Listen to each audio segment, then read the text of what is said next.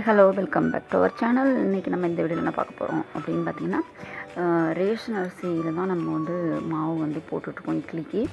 அது எப்படி பண்ணுறோம், நம்மளோட இட்லியை பார்த்தாலே உங்களுக்கு தெரியும், அவ்வளோ சாஃப்டாக இருக்கும். இது வந்து எப்படி நான் ப்ரிப்ரேஷன் பண்ணுறேன் வீக்லி அப்படிங்கிறது தான் இந்த வீடியோவில் நம்ம பார்க்கலாம். வீக்லி ஒன்ஸ் வந்து நான் வந்து மாவு அரைச்சி வச்சுக்கிடுவேன், ஸ்டோர் பண்ணி வச்சுக்கிடுவேன். அது எப்படின்னு பார்த்திங்கன்னா, நம்ம ரேஷன் அரிசி வச்சு தான் நான் வந்து பண்ணுறேன். ஆனால் உளுந்து பார்த்திங்கன்னா, நான் தோல் உளுந்து நான் யூஸ் பண்ண பார்த்திங்கன்னா இது ரேஷன் அரிசி. உளுந்து மட்டும் என்னென்னா நம்ம ஊர்லேருந்து வாங்கிட்டு வர தோல் உளுந்தில் தான் நான் வந்து போடுவேன். இப்போ இது பார்த்திங்கன்னா அரிசி வந்து 8 அளாக்கு எடுப்பேன். இந்த அளாக்குக்கு 8, இதுக்கு வந்து 1/2 கிலோ அந்த மாதிரி ஆகிடும். உளுந்து பார்த்திங்கன்னா 1/2 கிலோ உளுந்து. 1/2 கிலோனா கூட நம்மளுக்கு வந்து தோல்லாம் எடுத்துடணும். எடுத்ததுக்கப்புறம் தான் நம்ம வந்து யூஸ் பண்ண முடியும். அதனால் கொஞ்சம் முன்னாடியே ஊற வச்சுட்டு அதுக்கப்புறம் நம்ம தோலை ஃபுல்லாக எடுக்கணும். 1-2 தோல் இருக்கும், இருந்தாலும் ஒன்றும் பிரச்சனை கிடையாது. ஏன்னா அது நல்லது தான் நம்ம ஸ்கின்னோட சாப்பிட்றது. இது பார்த்திங்கன்னா அரிசியும் ஒரு 3 ஹவர்ஸ் ஊற வச்சுட்டா போதும். ஆனால் உளுந்து மட்டும் நான் வந்து கொஞ்சம் காலையில் ஏர்லியாக ஒரு 7 மணிக்கு ஊற வச்சுருவேன். ஊற வச்சுட்டோன்னா ஒரு 3 மணிக்கு கழுவ ஆரம்பிச்சிடுவேன். தோலை எடுத்துகிட்டு கரெக்டாக ஒரு 3:30க்கு நம்ம கிரைண்டர் ஸ்டார்ட் பண்ணிவிடுவோம். ஒரு 3 ஸ்பூன் வெந்தயம் வந்து நம்ம காலையில் உளுந்து ஊற வைக்கும் டைம்லேயே நான் வெந்தயத்தையும் ஊற வச்சுருவேன். அரிசி மட்டும் லேட்டாக ஊற வைப்பேன். ஒரு 4 ஹவர்ஸ் ஊறினா போதும் அப்படிங்கிறதுக்காக லேட்டாக ஊற வைப்பேன். உளுந்தும் வெந்தயமும் அட் த சேம் டைம் மார்னிங்கே நான் ஊற வச்சுருவேன். 7 மணிக்கு ஊற வைக்கிறேன் அப்படின்னா அடுத்தது வந்து நம்ம அரைக்கிற டைம் அரிசி பார்த்திங்கன்னா 11க்கு மேலே தான் போடுவேன். 11க்கு மேலே தான் க்ளீன் பண்ணிவிட்டு ஊற வைப்பேன். அதே மாதிரி ஒரு 3 மணிக்காக நான் என்ன பண்ணுவேன், முன்னே தோல் எடுக்க ஆரம்பிச்சுவேன். அதுவும் நம்ம வந்து வீடியோ தோல் வந்து உளுந்தோட தோல் வந்து எப்படி எடுக்கிறது அப்படிங்கிறத நம்ம வீடியோ போட்டிருக்கோம். பார்க்காதவங்க செக் பண்ணி பார்த்துக்கோங்க. உளுந்து தான் ஃபஸ்ட்டு போடணும். அரைக்கும்போது நம்ம வந்து உளுந்து தான் ஃபஸ்ட்டு போட்டு அரைக்கணும். ஏன்னா அதுதான் அந்த ஏற்கனவே நம்ம வலுவலுன்னு இருக்கிறதா ஒன்று, இன்னொன்று அந்த டைம் வந்து எனக்கு கரெக்டாகும். அது ஒன்று. அடுத்தது பார்த்திங்கன்னா உளுந்து அரிசி போட்டதுக்கப்புறம் உளுந்து வந்து நல்லா வந்து பொங்காது. அதனால் ஃபஸ்ட்டு நம்ம எப்பவும் போடும்போது உளுந்தை தான் ஃபஸ்ட்டு போட்டு அரைக்கணும். உளுந்து பார்த்திங்கன்னா நம்ம கையில் ஒட்டாமல் அப்படி வரணும். நம்ம இப்படி எடுத்து பார்த்தோம் அப்படின்னா வெயிட்டே இருக்காமல் இருக்கும், வெயிட்டும் இருக்காது மாவோட வெயிட்டு. அண்ட் இப்படி நம்ம எடுத்து அதை இப்படி கையில் விட்டு பார்க்கும்போது ஒட்டாமல் இருக்கும். இதுதான் வந்து உளுந்தை நல்ல பதமாக அரைச்சிருச்சு அப்படின்னு. தண்ணி வந்து மீடியமாக ஊற்றி அரைச்சிக்கோங்க.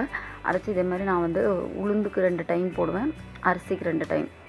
சின்ன கிரைண்டராக இருக்குது, ஆனால் நான் மாவு வந்து நிறைய அரைக்கிறதுனால நான் 2 டைமாக போட்டு 4 டைம் ஆகிடும் எனக்கு. அன்றைக்கி ஒரு நாள் வந்து மற்ற எந்த வேலையுமே வச்சுக்க மாட்டேன்.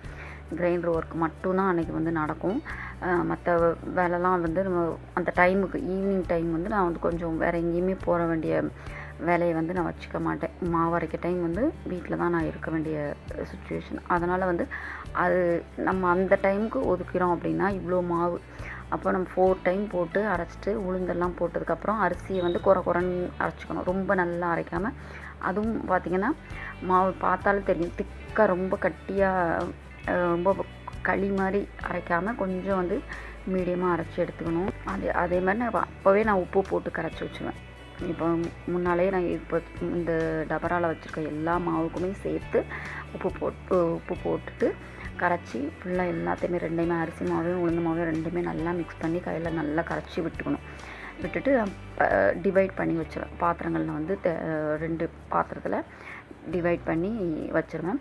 இப்போ பார்த்திங்கன்னா உங்களுக்கு அந்த மாவை நீங்கள் வந்து இது பண்ணும்போதே தெரிஞ்சிடும், பிசையும் போதே உங்களுக்கு தெரிஞ்சிடும் இது வந்து நல்லா மாவு அரைச்சிருக்கோமா, கரெக்டாக வருமா இட்லிக்கு அப்படிங்கிற மாதிரியே தெரிஞ்சிடும். ஏன்னா மாவு அரைக்கும் போதே ஒரு மாதிரி ரொம்ப தண்ணியாகவோ ரொம்ப கட்டியாகவோ அந்த மாதிரிலாம் இல்லாமல் மீடியமாக நல்லா உளுந்து உளுந்து வந்து பொங்கணும்.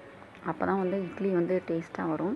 அதுவும் இல்லாமல் சாஃப்டாக இருக்கும் இட்லி. பார்த்திங்கன்னா களி மாதிரி இல்லாமல் இல்லை இப்படி கல் மாதிரி இல்லாமல் ரொம்ப சாஃப்டாக. அதே மாதிரி ரொம்ப உளுந்து போட்டிங்கனாலும் என்ன ஆகிடும்னா ரொம்ப சின்னதாகிடும் இட்லி. அதுக்கப்புறம் அது வந்து ரொம்ப பிஞ்சு வர மாதிரி ஆயிடும் உளுந்து அதிகமாகிடுச்சுன்னா. அதனால் உளுந்து வந்து தான் கரெக்டாக போடுங்க. இது ரேஷன் அரிசியில் தான் பண்ணது. பார்த்திங்கன்னா நீங்களே பார்த்துருப்பீங்க, ரேஷன் அரிசி தான் க்ளீன் பண்ணி போடுறேன். ஆனாலும் பார்த்திங்கன்னா எங்கள் வீட்டில் இட்லி வந்து அவ்வளோ சாஃப்டாக வரும். ஏன்னா உளுந்து நம்ம கரெக்டாக போடுறோம் அப்படின்னா அந்த உளுந்தோட குவாலிட்டி அதையும் பார்த்துக்கணும். இப்போ எல்லாமே நான் அரைச்சி பாத்திரத்தில் மாற்றினதுக்கப்புறம் கிரைண்டர் என்ன பண்ணுவேன்னா தண்ணி நம்ம தடுக்குதில் ஒரு கட்டை அது வரைக்குமே தண்ணி ஊற்றிட்டு வந்து நம்ம அதை ஓட விட்டு அப்போவே கழுவணும். சரியா, ஓட விட்டு அதில் இருக்க தண்ணியை வச்சு நம்ம வந்து கொஞ்சம் சைடில் இருக்கிற மாவு எல்லாத்தையுமே நம்ம கழுவி எடுக்கணும். அப்போ தான் வந்து அது நல்லா அதில் உள்ளே இருக்கிற அந்த நட்ஸ்லாம் இருக்குல்ல, அந்த ஆணி அந்த ஸ்ட்ரக் அதில் ஆகாமல் எல்லாமே ஸ்ட்ரக் ஆகாமல் நல்லா வந்து கழுவி அங்கேயே நம்ம அரைக்கும் போதே பாதி வந்து நல்லா க்ளீனாக அந்த கல்லில் இருக்கிற இடையில இருக்கிற எல்லாமே நம்மளுக்கு வந்துடும். பார்த்திங்கன்னா தெரியும், எல்லாமே வந்து க்ளீனாக வந்து வந்துடும். மேக்ஸிமம் அப்புறம் ஈஸியாக இருக்கும் நம்ம கழுவுறதுக்கு. அதேமாதிரி இது வந்து கிரைண்டர் ரிப்பேர் பண்ணும்போது எனக்கு சொன்னது, நீங்கள் வந்து கிரைண்டரில் வச்சுக்கிட்டே கொஞ்சம் தண்ணி ஊற்றி அப்போவே நீங்கள் வந்து க்ளீன் பண்ணி வச்சுருங்க அப்படின்னு அவர் சொன்னது. அதை நான் இப்போ வரைக்கும் நான் ஃபாலோ பண்ணிகிட்ருக்கேன். அப்போ வந்து கிரைண்டர் வந்து நல்லாயிருக்கும், உங்களுக்கு வந்து ஃபால்ட் வராது அப்படின்னு சொன்னதுனால அந்த மாதிரியே தான் நான் மெயின்டைன் பண்ணிகிட்ருக்கேன். அதுக்கப்புறம் நம்ம எடுத்து சிங்கை எடுத்து போட்டு கிரைண்டர் கல்லையும் பவுலையும் வந்து நம்ம க்ளீன் பண்ணி எடுத்து வச்சுக்கலாம். நல்லா க்ளீன் பண்ணணும். இதெல்லாம் பார்த்திங்கன்னா சைடில் எல்லாமே மாவு வந்து ஒட்டிடும். அப்போ நெக்ஸ்ட் டைம் நீங்கள் போடும்போது என்ன ஆகும்னா புளிச்சிடும். அதனால் க்ளீனாக அந்த கல்லில் எதுவுமே இல்லாமல் நம்ம வந்து அந்த மாவை க்ளீன் பண்ணி எடுக்கணும். இதுதான் வந்து எனக்கு மாவு அரைக்கிற டைம் பார்த்திங்கன்னா ஃபுல்லாகவே அந்த ஒன் டே ஃபுல்லாக ஒர்க் இருக்க மாதிரி இருக்கும். நான் காலையில் வந்து நம்ம மார்னிங் வந்து க்ளீன் பண்ணுவோம், அரிசி க்ளீன் பண்ணி எல்லாம் போட்டுட்டு அடுத்து ஈவினிங் பார்த்திங்கன்னா தோல் எடுக்கணும். உளுந்துக்கு தோல் எடுத்து போடுறது ஃபுல்லாக இருக்கும். அப்புறம் கிரைண்டரெல்லாம் கழுவி வச்சு சிங்கை கழுவி கிரைண்டரெல்லாம் க்ளீன் பண்ணி வைக்கிறதுக்கு பார்த்திங்கன்னா உங்களுக்கு அந்த ஒரு நாள் ஆஃப் டே மேலே நம்மளுக்கு இதில் டைம் ஸ்பெண்ட் பண்ணுற மாதிரி இருக்கும். வீக்லி ஒன்ஸ் அப்படிங்கிறதுனால நமக்கு வந்து அது பிரச்சனை இல்லாமல் இருக்கும். இந்த மாதிரி ரேஷன் அரிசியிலே வந்து நம்ம இவ்வளோ அருமையான சுவையான சாஃப்டான இட்லி வந்து நம்மளால் செய்ய முடியும். கண்டிப்பாக நீங்கள் ட்ரை பண்ணி பார்த்துட்டு எனக்கு கமெண்ட் செக்ஷன் சொல்லுங்கள். தேங்க்ஸ் ஃபார் வாட்சிங். பாய், டேக் கேர்.